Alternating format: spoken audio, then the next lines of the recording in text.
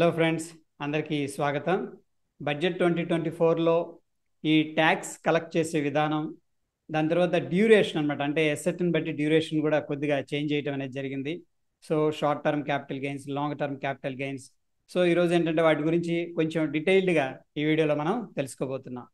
Union budget 2024లో Nirmala Sitharaman గారు కొన్ని మార్పులు అనేది తీసుకురావడం అనేది జరిగింది ట్యాక్సేషన్ విషయంలో, ఎస్పెషల్లీ క్యాపిటల్ గెయిన్స్ అనమాట.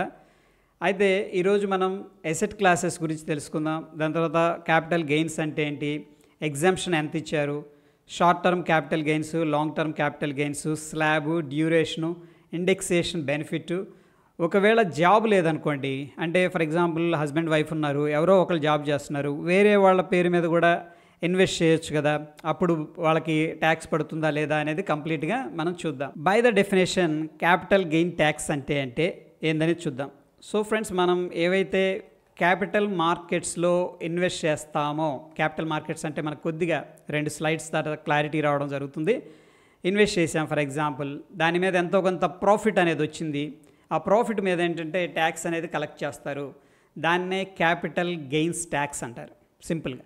అయితే ఎలా కలెక్ట్ చేస్తారంటే దానికి కొన్ని రూల్స్ అనేది పెట్టారు. అంటే షార్ట్ టర్మ్ కోసం ఇన్వెస్ట్ చేసి ప్రాఫిట్స్ వచ్చినాయి అనుకోండి, దానికి ఒకలాగా, లాంగ్ టర్మ్ కోసం ఇన్వెస్ట్ చేసి ప్రాఫిట్స్ వస్తే దానికి వేరే రకంగా స్లాబ్ అనేది తీసుకురావడం అనేది జరిగింది. ఇన్ ఎ మూమెంట్ ఏంటంటే వాటి గురించి క్లియర్గా మనం తెలుసుకోబోతున్నాం. అయితే ట్యాక్స్ కలెక్ట్ చేసే విధానంలో షార్ట్ టర్మ్ క్యాపిటల్ గెయిన్స్లో మార్పులు వచ్చినాయి, లాంగ్ టర్మ్ క్యాపిటల్ గెయిన్స్లో మార్పులు వచ్చినాయి, అండ్ ఎగ్జంప్షన్ లిమిట్లో కూడా మార్పులు వచ్చినాయి. ఎగ్జంప్షన్ లిమిట్ అంటే ఫ్రెండ్స్, మనకు వచ్చిన క్యాపిటల్ ఏదైతే ప్రాఫిట్ ఉందో ప్రాఫిట్లో కొంత దానికి ట్యాక్స్ పడదనమాట. సో దాని గురించి కూడా చూద్దాం. అండ్ ఇండెక్సేషన్ బెనిఫిట్స్ ఉన్నాయి, బట్ అవి ఇప్పుడు తీసేశారు. సో ఎగ్జాక్ట్గా ఇండెక్సేషన్ అంటే ఏంటి, దానివల్ల మనకు ఎంత ప్రాఫిట్ లాస్ వస్తుంది అనేది కూడా చూద్దాం. సో బేసిక్గా మేజర్గా చేంజెస్ ఏమిటి అంటే, ఎవరైతే లాంగ్ టర్మ్ కోసం హోల్డ్ చేస్తారో, ఆ లాంగ్ టర్మ్ అంటే అనేది మనం ఇంకా చూస్తాం ఒక 1-2 మినిట్స్లో.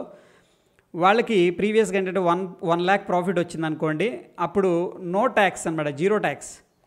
బట్ అంతకంటే ఎక్కువ ప్రాఫిట్ వచ్చిందనుకోండి ట్యాక్స్ పడేది ప్రీవియస్గా. బట్ దాన్ని ఏం చేశారంటే ఆ లిమిట్ అనేది 1.25 lakhs దాకా పెంచడం అనేది జరిగింది.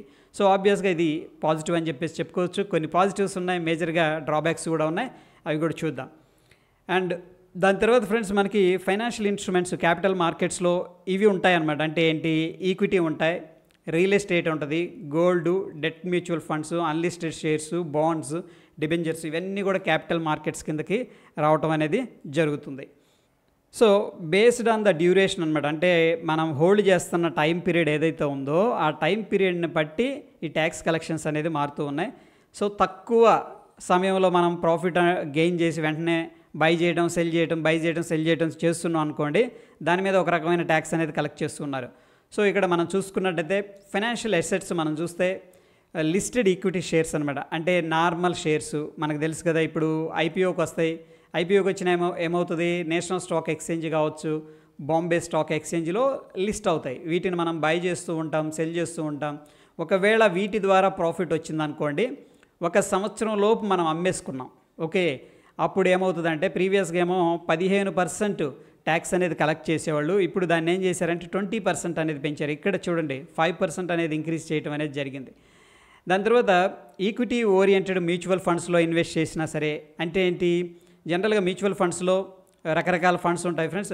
65% కన్నా ఈక్విటీ ఓరియంటెడ్ ఫండ్స్ ఉన్నాయనుకోండి, అంటే ఆ మ్యూచువల్ ఫండ్ వాళ్ళు 65% ఈక్విటీ అనేది హోల్డ్ చేస్తుంటే దాన్ని కూడా ఈ యొక్క ఈక్విటీ షేర్స్ లాగే కన్సిడర్ చేసి దాని మీద ట్యాక్స్ అనేది కలెక్ట్ చేయడం జరుగుతుంది. అయితే దీని యొక్క డ్యూరేషన్ వచ్చేసరికి, ఫర్ ఎగ్జాంపుల్ మనం 1 సంవత్సరం లోపు మ్యూచువల్ ఫండ్స్ కొన్నాము, ప్రాఫిట్ వచ్చింది, అమ్మేసాం, అప్పుడు ఏం చేస్తారంటే దీన్ని షార్ట్ టర్మ్గా కన్సిడర్ చేసుకొని 20% ట్యాక్స్ అనేది కలెక్ట్ చేయడం అనేది జరుగుతుంది. ఇక దాని తర్వాత అన్లిస్టెడ్ ఈక్విటీ షేర్స్ అనమాట. అన్లిస్టెడ్ ఈక్విటీ షేర్స్ అంటే, ఇప్పుడు కంపెనీ ఉంది మనకి రిలయన్స్, ఇది లిస్ట్ అయింది national stock exchange, Bombay stock ఎక్స్చేంజ్లో. కానీ కొన్నిసార్లు ఏంటంటే కొన్ని కంపెనీలు లిస్ట్ అవ్వవు, అక్కడ కూడా మనం కొనుక్కోవచ్చు, ఓకే. సో లిస్ట్ అవ్వకముందు అయితే కొంచెం రెగ్యులేటరీ ఇష్యూస్ ఉంటాయి అక్కడ, కానీ కొంతమంది రిస్క్ తీసుకునే వాళ్ళు ఏంటంటే అక్కడికి వెళ్ళి కూడా కొంటారు, ఎందుకంటే ఇంకా కంపెనీ ఐపీఓకి రాలేదు కాబట్టి ముందే వాళ్ళు ఇన్వెస్ట్ చేయడం అనేది జరుగుతుంది. ఇటువంటి వాటిల్లో డ్యూరేషన్ చూస్తే చూడండి, 24 months లోపు వాళ్ళు కన్నా అమ్మేసుకున్నారనుకోండి, ఆ వచ్చిన ప్రాఫిట్లో ఏంటంటే ట్యాక్స్ అనేది ఉండటం జరిగింది. ఇక్కడేమో లిస్టెడ్ ఈక్విటీ షేర్స్కి కానీ ఈక్విటీ ఓరియంటెడ్ మ్యూచువల్ ఫండ్స్కి కానీ షార్ట్ టర్మ్గా ఎప్పుడు కన్సిడర్ చేస్తారు? 12 నెలల లోపు అమ్మేసుకున్నారనుకోండి, ప్రాఫిట్ వచ్చిందంటే దాని మీద 20% ట్యాక్స్ అనేది కలెక్ట్ చేస్తున్నారు. ప్రీవియస్గా 15% ఉండేది. సో అన్లిస్టెడ్ ఈక్విటీ షేర్స్లో ప్రీవియస్గా 15% ఉండేది, ఇప్పుడు 20% కలెక్ట్ చేస్తున్నారు. బట్ డ్యూరేషన్ అయితే మనకి ఇక్కడ ప్రీవియస్గా 24 మంత్స్ ఉండేది, ఇప్పుడు కూడా అదే కంటిన్యూ చేస్తున్నారు. ఇంతకుముందు చూడండి, డెట్ ఓరియంటెడ్ మ్యూచువల్ ఫండ్స్ ఉన్నాయి. మ్యూచువల్ ఫండ్స్లో బాండ్స్ బై చేస్తూ ఉంటాయి కొన్ని మ్యూచువల్ ఫండ్స్ సేఫ్గా ఉండటానికి, వాటిని డెట్ ఓరియంటెడ్ మ్యూచువల్ ఫండ్స్ అంటాం. అండ్ బాండ్స్, ఓకే, అంటే మనం కొన్నిసార్లు గవర్నమెంట్ బాండ్స్ కానీ కార్పొరేట్ బాండ్స్ కానీ బై చేస్తూ ఉంటాం, వాటి నుంచి ప్రాఫిట్ వస్తూ ఉంటుంది. డిబెంజర్స్, సో కొద్దిగా డిఫరెన్స్ ఉంది ఇక్కడ. బాండ్స్ అంటే ఏంటి, డిబెంజర్స్ అంటే వెరీ సింపుల్, రెండు కూడా డెట్ ఇన్స్ట్రుమెంట్సే, డౌటే లేదు అందులో. అయితే ఫ్రెండ్స్ ఇక్కడ ఏంటంటే బాండ్స్ ఏమో సెక్యూరిటీ ఉంటుంది అనమాట మనకి, అంటే వాళ్ళు మన పేరుని ఏదో ఒకటి రాస్తారు. So for example government of India bonds ఇచ్చి మన దగ్గర డబ్బులు తీసుకుంటుంది అనుకోండి, వాళ్ళు ఏదో ఒకటి ల్యాండ్ ఏదో ఒకటి మన పేరు మీద గ్యారంటీ ఇస్తారనమాట. బట్ డిబెంజర్స్లో అటువంటి గ్యారంటీ ఏమి ఉండదు, క్రెడిబిలిటీ మీద, అంటే వాళ్ళకున్న బ్రాండ్ మీద ఏంటంటే మనం డబ్బులు ఇస్తాం. ఇప్పుడు టాటా వాళ్ళు వచ్చి మాకు కొంత డబ్బు ఇవ్వండి మేము బిజినెస్ చేస్తామన్నారు అనుకోండి, ఇచ్చేవాళ్ళు ఉన్నారు. అవి డిబెంజర్స్, అంటే ఇవి non secured debt bonds, debt instruments, ఇవేమో సెక్యూర్డ్ డెట్ ఇన్స్ట్రుమెంట్స్ అనమాట. ఓకే, దాని గురించి తర్వాత మాట్లాడుకుందాం. అటువంటివి మనం హోల్డ్ చేస్తున్నాం. యూనిట్స్ ఆఫ్ బిజినెస్ ట్రస్ట్ అనమాట, అంటే ఇప్పుడు మనకి రీట్స్ ఉన్నాయి, okay, real estate investment trust ఉంది కదా, అవి ఈక్విటీ లాగే ఉంటాయి, అంటే వాటిని మనం బై చేయొచ్చు, సెల్ చేయొచ్చు. బట్ అవి ప్యూర్గా ఏంటంటే రియల్ ఎస్టేట్లో ఇన్వెస్ట్ చేస్తుంటారు కాబట్టి వాటికి కావచ్చు, ప్రాపర్టీకి కావచ్చు, వాటికి ఏంటంటే ప్రీవియస్గా 36 మంత్స్ అంటే 3 సంవత్సరాలు లోపు అమ్మితే మాత్రమే దీన్ని ఏంటంటే షార్ట్ టర్మ్గా కన్సిడర్ చేసేవాళ్ళు. ఇప్పుడు దాన్ని ఏం చేశారంటే 24 మంత్స్కి కన్సిడర్ చేశారన్నమాట. అంటే 24 మంత్స్ దాటితేనే లాంగ్ టర్మ్ కన్సిడర్ చేశారు. 24 మంత్స్ లోపు అమ్మేశారు అనుకోండి, అప్పుడు షార్ట్ టర్మ్ క్యాపిటల్ గెయిన్స్ కింద వాళ్ళు ఏంటంటే ట్యాక్సెస్ కలెక్ట్ చేస్తారు. అయితే ప్రీవియస్గా 15%, ఇప్పుడు 20% అనేది పే చేయాల్సి ఉంది. సో ఇక్కడ వచ్చిన మార్పులు ఏంటి అంటే డ్యూరేషన్లో మార్పులు అనేది రావడం అనేది జరిగింది. ఓకే, అది గమనించాలి. ఇది ఒక రకంగా అడ్వాంటేజే. ఓకే, ఇక మనకి షార్ట్ టర్మ్ క్యాపిటల్ గెయిన్స్లో ఎగ్జాంపుల్గా తీసుకున్నట్టుదే, ఫర్ ఎగ్జాంపుల్ 10,000 మనం ప్రాఫిట్ అనేది సంపాదించాం. మనకు అర్థమైంది కదా క్యాపిటల్ మార్కెట్స్ అంటే ఏంటి. అటువంటివి రియల్ ఎస్టేట్ కావచ్చు, బాండ్స్ కావచ్చు, స్టాక్స్ కావచ్చు, ఎటువంటివైనా సరే, మ్యూచువల్ ఫండ్స్ అయినా సరే, మనం 10,000 అనేది ప్రాఫిట్ సంపాదిస్తే, ఓకే, ఇప్పుడు ఉన్న ట్యాక్స్ ఎంత, 15%, ఏది పాతది 1560 అనేది పే చేస్తాం, ఎందుకంటే దీని మీద సెజ్ కూడా వేస్తారు. Okay, fine. సో టోటల్గా 15% నుంచి ఇప్పుడు ఏం చేశారంటే 20% అనేది తీసుకురావడం అనేది జరిగింది. టోటల్గా 10,000 సంపాదించిన వాళ్ళు కొత్త ట్యాక్స్ సిస్టమ్ వల్ల 520 రూపాయలు లాస్ అయిపోతున్నారనమాట. సో 20,000కి అయితేనేమో 1040, 50,000కి 2600, ఎనీహౌ 10 lakhs ప్రాఫిట్ వచ్చిందనుకోండి. ఎస్పెషల్లీ ఇంట్రాడే ట్రేడింగ్ చేస్తున్నాం, లేకపోతే స్వింగ్ ట్రేడింగ్ చేస్తున్నాం, మన ఈ ప్రాఫిట్స్ అన్నీ కూడా వెరీ షార్ట్ టర్మ్ కదా, వస్తే కూడా డెఫినెట్గా మనకి లాస్ అని చెప్పేసి చెప్పుకోవచ్చు, because short term capital gains. Long term capital gains tax collect చేసే విషయానికి వస్తే దీన్నే తెలుగులో దీర్ఘకాలిక మూలధన లాభాలు అంటారు. లిస్టెడ్ ఈక్విటీ షేర్స్ కావచ్చు, ఈక్విటీ ఓరియంటెడ్ మ్యూచువల్ ఫండ్స్ ఉన్నా సరే, వాటిని ఏంటంటే 12 మంత్స్ దాటి మనం హోల్డ్ చేస్తే అప్పుడు ఏంటంటే లాంగ్ టర్మ్ కింద కన్సిడర్ చేసి ఈ ట్యాక్స్ అనేది కలెక్ట్ చేస్తారు. అయితే డ్యూరేషన్లో ఏం చేంజ్ లేదు, ప్రీవియస్గా ఏదైతే 12 మంత్స్ ఉందో అదే కంటిన్యూ అవుతుంది. ఓల్డ్ ట్యాక్స్ ఏమో 10% ఉండగా ఇప్పుడేమో 12.5%కి ఇంక్రీజ్ అయింది. సో ఇది మనకి కరెక్ట్ కాదు. నెక్స్ట్ అన్లిస్టెడ్ ఈక్విటీ షేర్స్ ఏమో ప్రీవియస్గా 24 మంత్స్ దాటితేనే లాంగ్ టర్మ్ క్యాపిటల్ గెయిన్స్ కింద కన్వర్ట్ చేసేవాళ్ళు. ఇప్పుడు ఏంటంటే ఆ డ్యూరేషన్లో చేంజ్ లేదు. అయితే ఫ్రెండ్స్ ఇక్కడ చూడండి, ప్రీవియస్గా 10% కలెక్ట్ చేసేవాళ్ళు, ఇండెక్సేషన్ బెనిఫిట్ అనేది ఉంది, చాలా పవర్ఫుల్ టూల్ అనమాట. ఇంకా మనం నెక్స్ట్ చూస్తే చాలా ఎంత లాస్ అవుతాం అనేది తెలిసిపోతుంది. ఇక్కడ చూడండి, ఇప్పుడు కొత్తగా 12.5% కలెక్ట్ చేస్తున్నారు. ఇండెక్సేషన్ బెనిఫిట్ అనేది రిమూవ్ చేసేసారు అనమాట, ప్రీవియస్గా ఉండేది ఇప్పుడు తీసేశారు.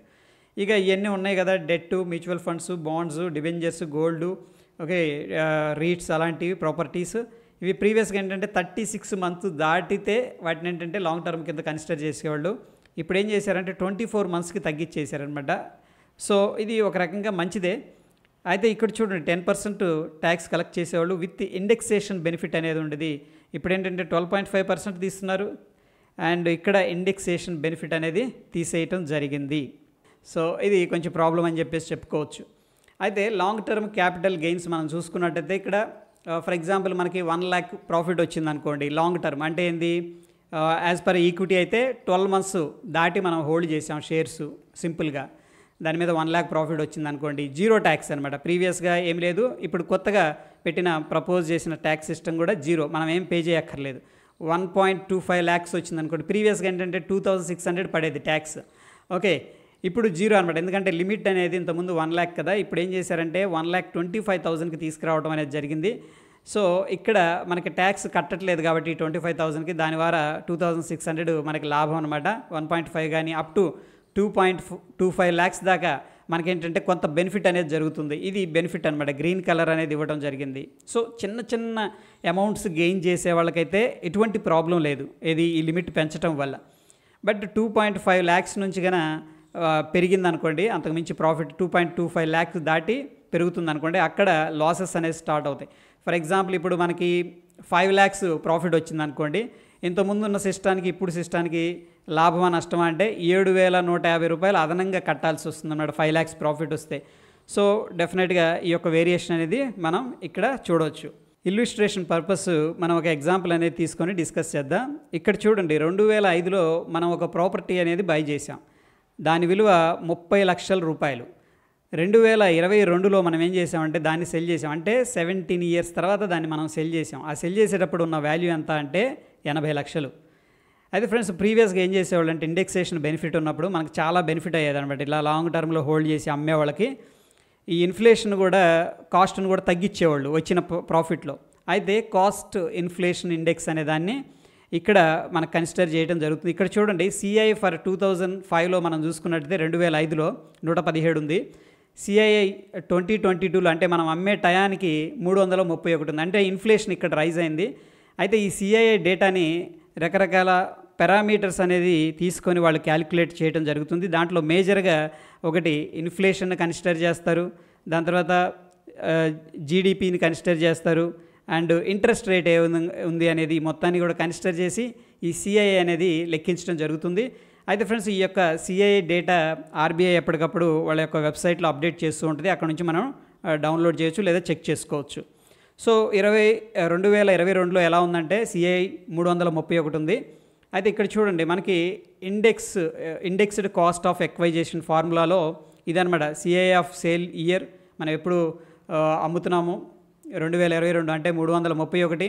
సిఐఐ ఆఫ్ పర్చేజ్ ఇయర్ ఎంత 111 ఎప్పుడు బై చేసాం అప్పుడు ఎంత ఉంది సిఐఐ అంటే కాస్ట్ ఇన్ఫ్లేషన్ ఇండెక్స్ 117. మనం ఎంతకు బై చేసాం టోటల్గా 30 లక్షలు పెట్టి బై చేసాం. So as per the indexation ఏంటంటే దాని యొక్క వాల్యూ ఎంత వచ్చింది, 84,87,000 రూపాయలు అనేది వచ్చిందన్నమాట అప్రాక్సిమేట్గా. బట్ మనం ఎంతకు అమ్మాం దాన్ని, 80,000కి అమ్మాం. సో మనం లాస్లో అమ్ముకున్నాం, 4,87,000 అనేది లాస్ అనమాట. సో ఇండెక్సేషన్ బెనిఫిట్ ఉన్నప్పుడు ఏంటంటే దీన్ని మనం క్యారీ ఫార్వర్డ్ చేసుకోవచ్చు, నెక్స్ట్ ఏదైనా ప్రాఫిట్స్ వచ్చినప్పుడు మనం వీటిని ఏంటంటే హార్వెస్ట్ చేసుకోవచ్చు అనమాట. ఓకే, ఇది మనకి బెనిఫిట్ అని చెప్పేసి చెప్పుకోవచ్చు. అటువంటి బెనిఫిట్ని అయితే తీసేయటం జరిగింది. సో ఇక్కడ ఇండెక్సేషన్ ఉన్నప్పుడు చూడండి, మనం లాస్లో ఉన్నట్టు చెప్తుందనమాట. బట్ ఇప్పుడు ఇండెక్సేషన్ తీసేయటం వల్ల ఏం జరిగిందంటే డైరెక్ట్గా ఎంత ప్రాఫిట్ ఉంది, 50 లక్షల ప్రాఫిట్ ఉంది కాబట్టి మనం 50 లక్షల మీద ట్యాక్స్ అనేది వాళ్ళు కలెక్ట్ చేస్తున్నారు, ఇండెక్సేషన్ బెనిఫిట్ లేదు. కానీ ఇండెక్సేషన్ బెనిఫిట్ ఉంటే మనకి ఏ ట్యాక్స్ పడట్లేదు అక్కడ. ఇంకా వాళ్ళే ఏంటంటే నెక్స్ట్ ఏదైనా ప్రాఫిట్స్ వస్తే కూడా మనం హార్వెస్టింగ్ అనేది చేసుకోవచ్చు, క్యారీ ఫార్వర్డ్ చేసుకోవచ్చు. ఇంకొక అనదర్ ఎగ్జాంపుల్ అనేది మనం చూసుకుందాం. 2010లో ఒక ప్రాపర్టీ అనేది కొన్నాం మనం 40 లక్షలు పెట్టి. 2024లో అంటే రీసెంట్గా ఆ ప్రాపర్టీని 1,20,00,000కి అమ్మేసాం. సిఐఏ అంటే కాస్ట్ ఇన్ఫ్లేషన్ ఇండెక్స్ 2010లో అంటే మనం కొన్నప్పుడు ఎంత ఉంది, 167 ఉంది. మనం అమ్మినప్పుడు అంటే ఇప్పుడు 348 ఉంది. సో ఇండెక్సేషన్ కాస్ట్ ఎక్వైజేషన్ ఫార్ములాలో మనం చూసుకున్నట్టయితే సేల్ ఇయర్ ఎంత ఉంది, 348. మనం కొన్నప్పుడు సిఐఐ ఎంత ఉంది, 167. మనం కొన్నది ఎంతకి, 40 లక్షలు. సో దీని విలువ ఎంత, 83,47,305 రూపాయలు. బట్ మనం ఎంతకు అమ్మాం దాన్ని, ఇప్పుడు 1,20,00,000కి అమ్మాం. అంటే మనకి ఎంత ప్రాఫిట్ వచ్చింది ఇక్కడ చూడండి. ఏది ఇండెక్సేషన్ తీసేసిన తర్వాత ఓన్లీ 36 లక్షలే చూపిస్తుంది. మనం అమ్మిందేమో 1,20,00,000కి, మనకు 36 లక్షలకి మాత్రమే ట్యాక్స్ పడుతుంది. ఈ 83,47,000 ఇండెక్సేషన్ వల్ల తీసేయడం జరుగుతుంది. బట్ ఫ్రెండ్స్, ఇప్పుడు ఇండెక్సేషన్ లేకపోవడం వల్ల ఏంటంటే 1,20,00,000లో నుంచి మనం 40 లక్షలు అనేది తీసేస్తే ఏదైతే 80 లక్షలు వచ్చేసిందో దీనికి కంప్లీట్గా ఏంటంటే ట్యాక్స్ అనేది మనం పే చేయాల్సి వస్తుంది. డెఫినెట్గా ఇది బిగ్గెస్ట్ డెంట్ ఇన్వెస్టర్స్కి అని చెప్పేసి చెప్పుకోవచ్చు. ఎస్పెషల్లీ రియల్ ఎస్టేట్లో లేదా చిన్న చిన్న వాళ్ళు లాంగ్ టర్మ్లో ఇన్వెస్ట్ చేసుకొని వాళ్ళు అమ్మినప్పుడు ట్యాక్స్ కట్టాల్సిన పరిస్థితి అయితే వస్తూ ఉంది. అయితే ఫ్రెండ్స్, కొంతమందికి జాబ్ ఉండదు, అంటే ప్రైమరీ సోర్స్ ఆఫ్ ఇన్కమ్ ఉండదు. కొంతమంది ఏం చేస్తుంటారు, హస్బెండ్ అండ్ వైఫ్ ఉన్నారనుకోండి, అందులో ఒక్కళ్ళే జాబ్ చేస్తుంటారు. వాళ్ళు మిగతా వాళ్ళ పేర్ల మీద ఏంటంటే మ్యూచువల్ ఫండ్స్ కానీ, స్టాక్స్ కానీ, లేకపోతే రియల్ ఎస్టేట్ కానీ, ఈ యొక్క క్యాపిటల్ మార్కెట్స్ ఏవైతే ఉన్నాయో వాటిలో ఇన్వెస్ట్మెంట్ అనేది చేయడం జరుగుతుంది. సో లాంగ్ టర్మ్లో వాళ్ళకి ప్రాఫిట్ అనేది రావడం జరుగుతుంది అనుకుందాం. ఓకే, ప్రాఫిట్ వస్తే అటువంటి సిచ్యువేషన్లో ఏంటంటే ఒకవేళ వాళ్ళు లాంగ్ టర్మ్కి ఎలిజిబుల్ అయ్యారనుకోండి, అప్పుడు ఏంటంటే tax up to 3 lakh as per the new regime అనేది బేసిక్ ఎగ్జంప్షన్ ఇవ్వడం జరుగుతుంది. దాని తర్వాత వచ్చిన మిగతా దాని మీద ఏంటంటే as per the slab rate అనేది ట్యాక్స్ అనేది కలెక్ట్ చేయడం అనేది జరుగుతుంది. అయితే షార్ట్ టర్మ్ క్యాపిటల్ గెయిన్స్ అనేది ఎవరికైనా వర్తిస్తాయి.